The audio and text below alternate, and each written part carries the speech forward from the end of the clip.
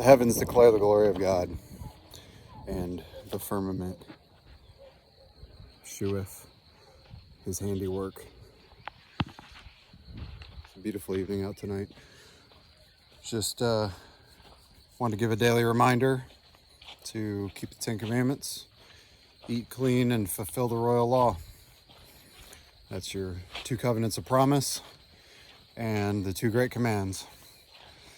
Yeshua said, "You shall love the Lord your God with all your heart, soul, mind, and strength," is the first and great commandment. The second is like unto it. You shall love your neighbor as yourself.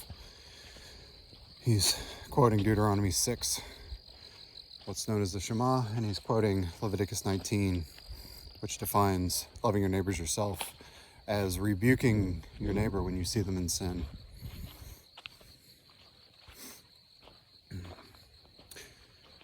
The 2 holy covenants of promise being the 10 commandments given at Horeb and the rainbow covenant given to Noah after the flood, which the sign was the rainbow, of course. But our side of it is the knowledge of clean and unclean, and what is food and what is not food. It's first defined in Leviticus 11. But the knowledge was there from the beginning. The animals, the fish, the birds were all made before man. So the biology was established before we were even walking the earth. Ephesians chapter 2, which gives us the recipe for salvation. For by grace are you saved through faith. So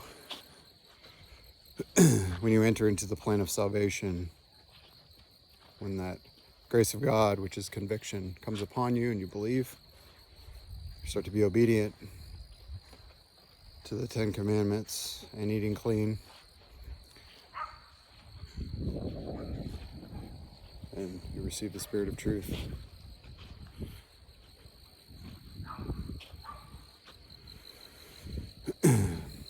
And just quickly, for those who may not know, the 10 commandments: you shall have no other gods before me, you shall not make any graven images, you shall not take the name of Jehovah in vain, remember the Sabbath day to keep it holy, honor your father and mother, shall not kill, shall not commit adultery, shall not steal, shall not bear false witness, and you shall not covet.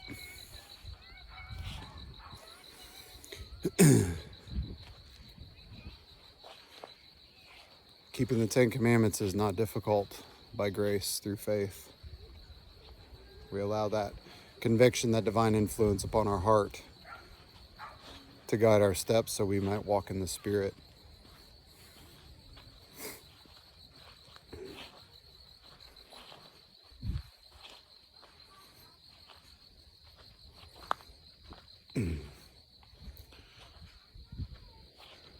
We know that obedience is necessary.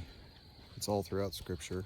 Even the last chapter of the book ends with, "Blessed are they who keep the commands, that they might have right to the tree of life and enter into the gates of the city."